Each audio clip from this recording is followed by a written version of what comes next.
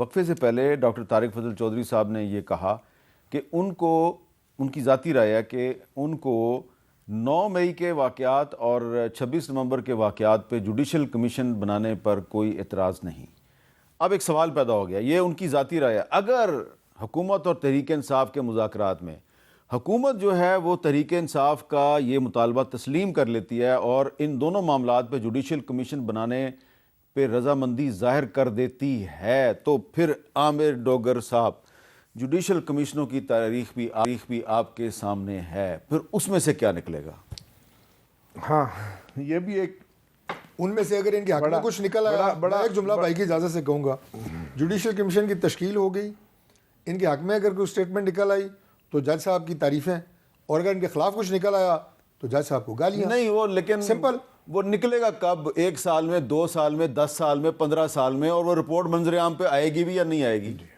یہ بڑی ویلڈ بات ہے۔ دیکھیں اگر تو آپ نے جوڈیشل کمیشن کو ایک میننگ فل کمیشن بنانا ہے، اور اتنے بڑے 2 واقعات جو پاکستان کی تاریخ میں ہوئے اور بڑے نازک موڑ تھے، 26 نومبر کو جو کچھ ہوا آپ تو آئی وٹنس تھے اس کے، اس نے پاکستان کے پورے سماجی ڈھانچے کو ہلا کے رکھ دیا۔ یہ عام کارکنوں کا قتل نہیں تھا، جمہوریت کا قتل تھا۔ یہ کوئی بیچارے آئے تھے کہ احتجاج کرنے، اور وہ بھی ایوان اقتدار کی گلیوں میں، کوئی دور دراز نہیں، جہاں لوگوں کو ریلیف دیا جاتا ہے، جہاں سے پاکستان کی حکومت چلائی جاتی ہے۔ سر جوڈیشل کمیشن کو بااختیار ہونا چاہیے، اور ظاہر ہے کہ اس کا جو فیصلہ ہے وہ فوراً اس کی رپورٹ آنی چاہیے اور اس پہ عمل ہونا چاہیے۔ میں بیفور ٹائم یہ کہہ دوں کہ جی وہ کیا ہوگا کیا نہیں ہوگا، میں ایسی کوئی بات نہیں کرنا چاہتا جو متنازع ہو۔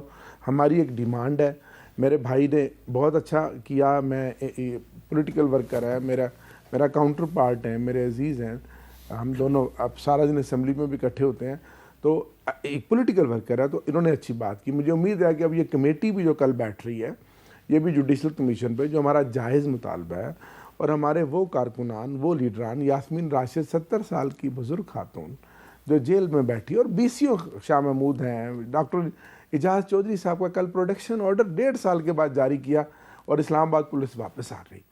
دیکھیں نا یہ رویے تو دیکھیں نا آپ، یہ وہی رویے ہیں جو آپ کی حکومت کے رویے تھے۔ رانا ثناءاللہ کا پروڈکشن آرڈر جاری ہوتا تھا، عمل درآمد نہیں ہوتا تھا۔ سعد رفیق کا پروڈکشن آرڈر جاری ہوتا تھا، عمل درآمد نہیں ہوتا تھا۔ علی وزیر کا پروڈکشن آرڈر جاری ہوتا تھا، عمل درآمد نہیں ہوتا تھا۔ لیکن سر چلے ایک بار وہ نہیں آیا، دوسری بار اس کو پروڈیوس کیا گیا، تیسری بار کیا گیا، رانا ثناءاللہ صاحب بھی آتے رہے، سعد رفیق صاحب بھی آتے رہے، اسی اسمبلی کافی تردد کے بعد سیشن اٹینڈ کرتے رہے۔ لیکن آپ ایاز صادق صاحب کو یہ کریڈٹ تو دیں نا کہ حاجی امتیاز صاحب جو ہیں ان کا انہوں نے پروڈکشن آرڈر جاری کیا، پہلے عمل درآمد نہیں ہوا، انہوں نے پھر خط لکھا، پھر عمل درآمد نہیں ہوا، انہوں نے پھر خط لکھا، آخر میں انہوں نے عمل درآمد کروا دیا۔ تو ایاز صادق صاحب کو کچھ تو کریڈٹ آپ کو دینا بالکل، میں تو آج میں نے اسمبلی میں بھی یہ بات کہی کہ یہ جو مذاکرات ہو رہے ہیں، اس میں میں تو بطور ورکر یہی سمجھتا ہوں کہ یہ پارلیمنٹ ہی ہے جہاں سے راستہ نکلے گا، اور اسی کو الٹیمیٹلی مضبوط ہونا پڑے گا، ہمیں اسی کو مضبوط کرنا ہے۔ اچھا، آپ نے یاسمین راشد صاحب کا ذکر کیا، آج یاسمین راشد صاحبہ نے چھوٹی سی ایک بات کی ہے، وہ ان کو موقع مل گیا، انہوں نے چھوٹی سی ایک بات کی، ذرا سنیں وہ کیا کہہ رہی ہیں۔ زرداری صاحب کو اور بلاول کو شرم آنی چاہیے، ان کے چیئرمین کی کوئی بندہ بات نہیں مان رہا۔ اچھا، اب یاسمین راشد صاحبہ نے ذکر کیا ہے جو سینیٹر اعجاز چودھری صاحب کا جو پروڈکشن آرڈر جاری ہوا ہے، اور وہ پروڈکشن آرڈر جاری کیا ہے چیئرمین سینٹ جناب سید یوسف رضا گیلانی صاحب نے۔ تو یاسمین راشد صاحبہ جو ہیں وہ اعجاز چودھری کا مقدمہ لڑ رہی ہیں اور کہہ رہی ہیں کہ زرداری صاحب کو اور بلاول صاحب کو دیکھنا چاہیے کہ ان کے چیئرمین سینٹ کے پروڈکشن آرڈر پر عمل درآمد نہیں ہو رہا۔ تو طارق فضل چودھری صاحب، پوائنٹ تو ہے، یاسمین راشد صاحبہ کی بات میں وزن تو ہے۔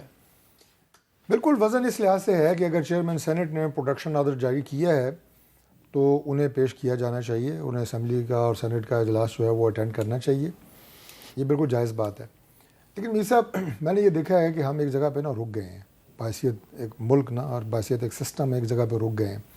جیسے ہی انہوں نے ابھی بات کی، آپ نے ویری رائٹلی، میرے سے پہلے آپ نے کہا کہ ہمارے سعد رفیق کے ساتھ کیا تھا، رانا ثناءاللہ کے ساتھ کیا تھا، اور مجھے یاد ہے کہ سعد رفیق صاحب کو جب لاتے تھے تو روزانہ اجلاس ہوتا تھا، اجلاس اٹینڈ کرنا، رات کو انہیں پھر لاہور ٹریول کرانا، صبح پھر 4 بجے وہاں سے اٹھانا لاہور سے، اور پھر جناب اسلام آباد لے کے آنا، یعنی انہیں صرف ایک وہ اور پھر یہ چیک کیا جاتا تھا، پھر یہ چیک کیا جاتا تھا کہ ان کو آنے لے جانے میں جو ان کی کمر کا درد ہے وہ کہاں تک پہنچا؟ کہاں تک پہنچا، اور بختر بند گاڑی میں جہاں بندہ سیدھا بیٹھ بھی نہیں سکتا. میں نے اس لیے کہا کہ اب ہم جو ہے نا وہ ایک جگہ پہ رک گئے ہیں، ابھی آگے بڑھنے کی سوچنا چاہیے.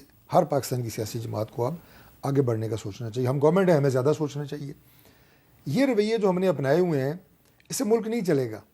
دیکھیں پاکستان، میں بڑا کلیئر ہوں اس بات پہ کہ ملک نے اگر آگے بڑھنا ہے نا تو وہ ایک اب کارپوریٹ سسٹم کے ذریعے ہی آگے بڑھ سکتا ہے. ایسا کہ سیالکوٹ چیمبر آف کامرس والوں نے اپنی ایک پرائیویٹ ایئر لائن جو ہے وہ لانچ کی اور وہ بڑی کامیابی سے چل رہی ہے. وہ چل رہی ہے، اور سیالکوٹ سمیت باقی تمام اچھے دماغوں کا مل کے اپنی ذاتی قومی ایئر لائن ٹھیک نہیں ہو رہی. میں آپ کو بتاتا ہوں وجہ کیا ہے.